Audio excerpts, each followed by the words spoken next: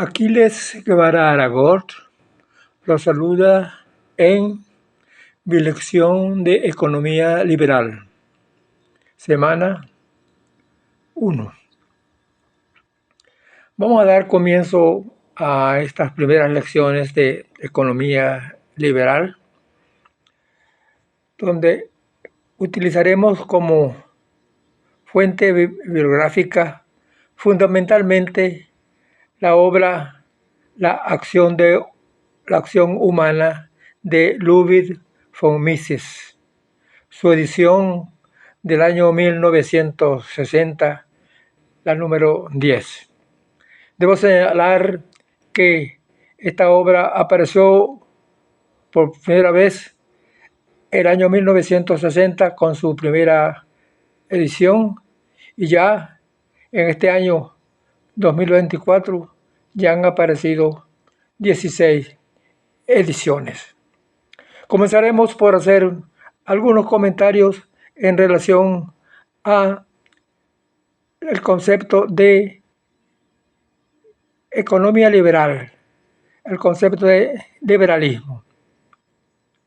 El liberalismo es un concepto que va a surgir por allá en el siglo XIX, que fue cuando se barrió con la economía precapitalista de la época que existía y que implantó un nuevo sistema de producción, de manera que el sistema de producción esclavista, feudal, fue suplantado por un sistema capitalista de producción donde comenzaron a producirse en una nueva forma asalariada, y desaparece entonces los esclavos y desaparece el feudalismo, al menos en parte,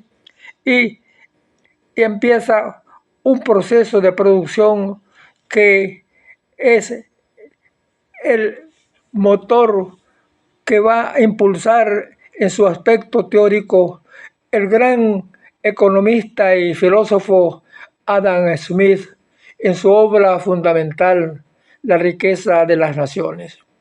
Fue precisamente La riqueza de las naciones la obra teórica que dio base fundamental al capitalismo. Adam Smith escribió dos obras fundamentales: La riqueza de las naciones y Los principios morales. En cuanto al origen del capitalismo, lamentablemente podríamos decir, lo que es una calumnia a lo que es el capitalismo, y más concretamente una calumnia a lo que es al personaje de Adam Smith. Adam Smith no señaló que el capitalismo se origina en el egoísmo. Ese es un error de traducción del concepto de self-interest.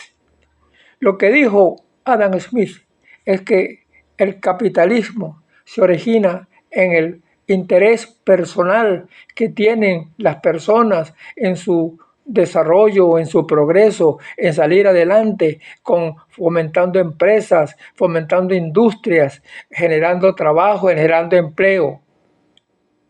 Pero una mala traducción de la palabra self-interest en selfish, que significa egoísmo, se ha traducido como que el capitalismo es de origen en el egoísmo, que el capitalismo se origina en el egoísmo. Y ese error lo vimos ahí en grandes economistas, en conferencias, en libros, donde se dice que el capitalismo se origina en el egoísmo. No, lo que escribió Adam Smith en su obra es que es el el interés personal, el desarrollo de progreso. Y eso es lo que dice Schumpeter en sus obras cuando habla de la innovación. Es esa división del trabajo lo que va a generar las grandes industrias, la producción en serie y el gran movimiento industrial que generó los grandes empleos en las grandes industrias en el siglo XIX. Pero saltando en el tiempo, saltando en la historia, vamos a retrotraernos al concepto de conocimiento. El conocimiento es un concepto que toca como un aspecto muy importante a la economía, a nuestra ciencia. Por allá, en la época presocrática, los filósofos trataron de buscar y encontrar cuál es el origen del conocimiento, cuáles son esos motivos que conducen a los hombres a buscar el conocimiento y cuál es el origen de las cosas, cuál es el origen de la vida. Y hubo dos grandes corrientes, hubo dos grandes ideas en cuanto al conocimiento. Una que fueron protagonizadas por Heráclito y Protágoras. Heráclito y Protágoras, por una parte, pensaban que el origen del conocimiento era el movimiento, la acción, que todo estaba en acción, que estaba en movimiento, que el tiempo era fundamental. En contradicción a ese pensamiento estaban las ideas de Zenón y Parménides. Zenón y Parménides en antelación y precedieron a Heráclito y a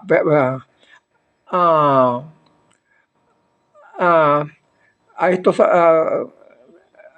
filósofos, Zenón y Parménides, pensaban que no había movimiento, que no había tiempo, que el tiempo no existía, que eso era ilusorio, que era una ilusión hablar de movimiento, que había tiempo. Y fue precisamente aquellas paradojas que inventó Zenón y creó aquella carrera entre Ulises, entre Aquiles, el más veloz de los hombres, y la tortuga, en el sentido de que Aquiles nunca le podía ganar a la tortuga. Y entonces allí se enfrentaron en esos dos conceptos en cuanto al conocimiento entre Zenón y Parménides y Pitágoras y Heráclito. Heráclito pensaba que todo era cambio, que todo era cambio. Y de Heráclito era aquella frase de que nadie podía bañarse dos veces en el mismo río. Andando en el tiempo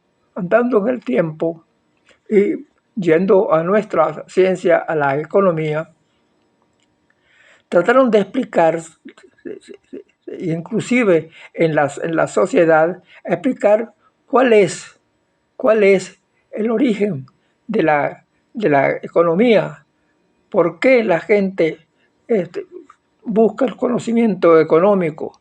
Y entonces se planteaba que fue cuando va a surgir diferentes corrientes, la corriente marxista, que piensa que fueron las clases sociales las que van a determinar el conocimiento económico.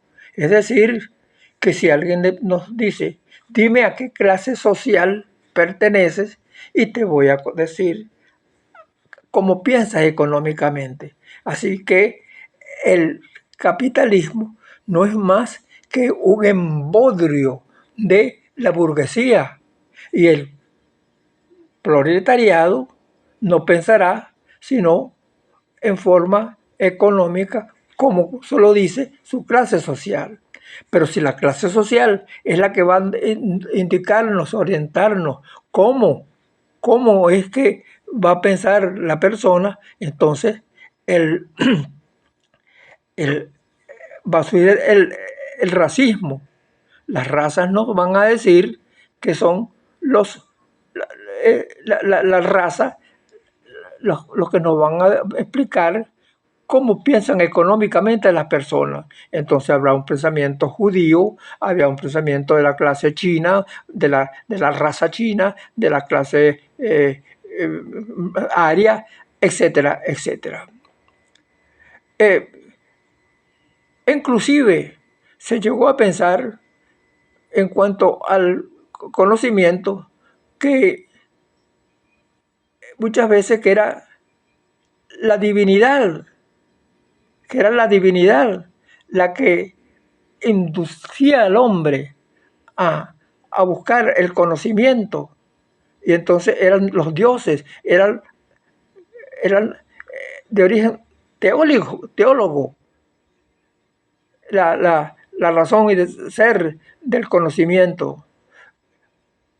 Y si eran los dioses, entonces se llegó a pensar en aquellos tiempos que el cosmos, si el cosmos tenía un orden, entonces ese orden debió tener una, un alma, es decir, el alma universal, y esa alma universal era esa alma universal la que necesariamente iba a indicarle al hombre cuál era la forma, manera como debía pensar. Aterrizando, llegando a tierra, se llegó a pensar que el problema era los chamanes. Eran los chamanes los que le decían al hombre, los que tenían que cómo pensar. Y entonces esos brujos, esos sabios de la época nos iban a orientar sobre la forma y manera de pensar. Volviendo al aspecto económico, volviendo a nuestra ciencia, cuando surge la economía como tal, la economía insurge dentro de las ciencias como una ciencia social, pero entonces no se le encontraba una ubicación. Los intelectuales no llegaron a pensar que eso no era una ciencia, que había que ubicarla por aquí, por allá, dentro de la historia. Y entonces surgió una corriente, una corriente económica, una corriente de intelectuales que se llamó por allá en el siglo XIX la escuela austríaca. Esa escuela austríaca, quien influyó de una manera notable fue Karl Menger, quien escribió una obra muy importante para la economía liberal que se llama Principios de Economía. Allí surgió la economía liberal con más tarde von Baber, Hayek, von Mises y otros grandes economistas de la época. Pues bien, en esta escuela austríaca, tratando de buscarle una ubicación a la economía como ciencia, más que ubicarla como ciencia, trató de buscársele una lógica, un método. Y fue precisamente Jean-Baptiste Clark, que precisamente él escribió una obra muy conocida para la época que se llamaba Riesgo, Incertidumbre y Beneficio, que trabajó mucho en la escuela austríaca, y entonces él actuó en esa escuela tratando de ubicar precisamente la economía y dándole una lógica, dándole una explicación y buscándole una metodología.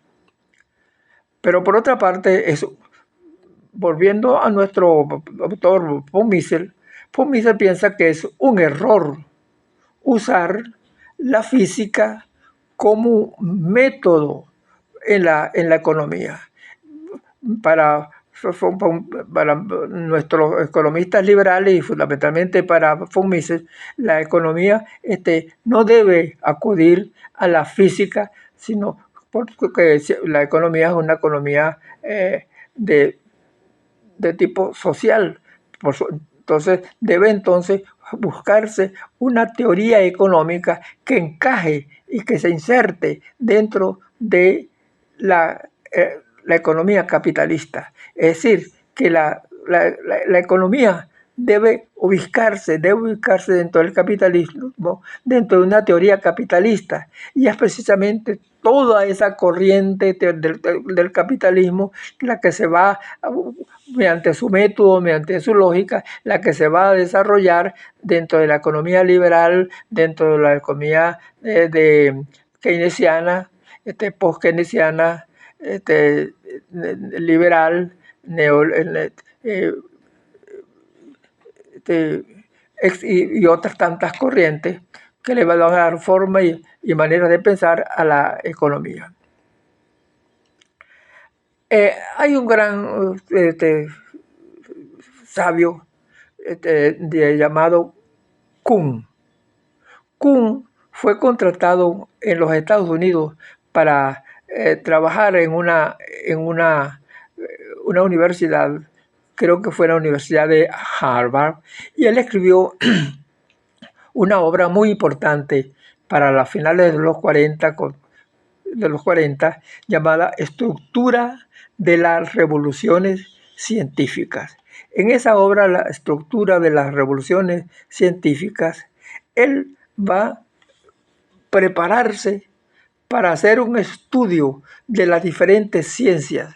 Y él lo que va a pretender es buscar cuáles son las verdades de las ciencias y específicamente de las ciencias físicas en las diferentes corrientes, en las diferentes etapas por las cuales ha pasado la física en los diferentes sabios de la época. ¿Cuál es la física de Galileo, de Aristóteles, de Newton? Y va a analizar cómo la física de Galileo supera a la física de Aristóteles y cómo la física de Newton supera la física de Newton, supera la de Galileo. Y así él va a analizar esas diferentes teorías, va a analizar esas diferentes físicas y va a encontrarse con el concepto de paradigma. Para él, paradigma es el conjunto de conceptos,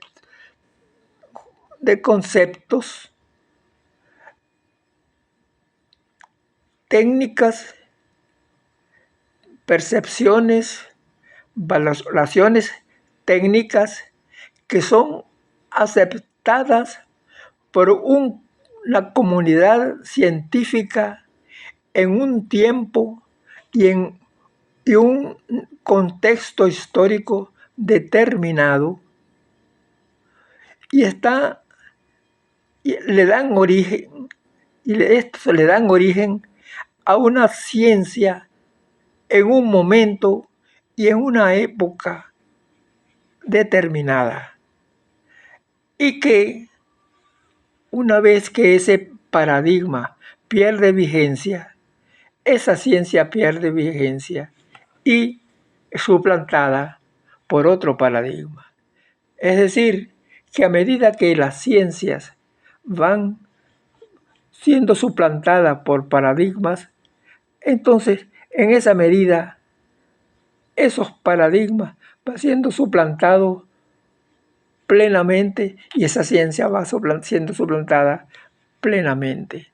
Es así como no hay una continuidad lógica de una ciencia, sino una especie de saltos, pero saltos que no se van a notar, que no se van a observar plenamente. ¿Por qué? Porque esos paradigmas son reemplazados parcialmente por otros paradigmas.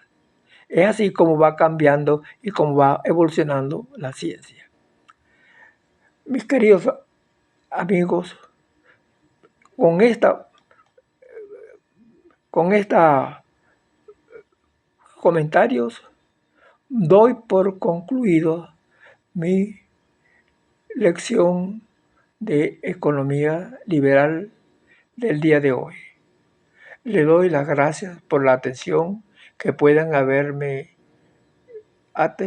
prestado.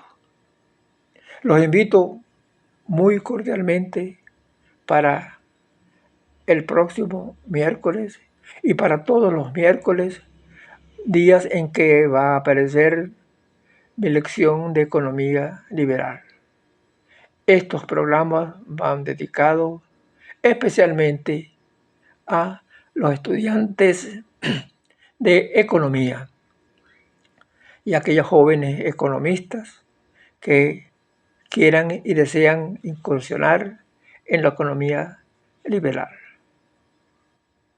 Es mi palabra, queridos hermanos, queridos amigos. Muchísimas gracias.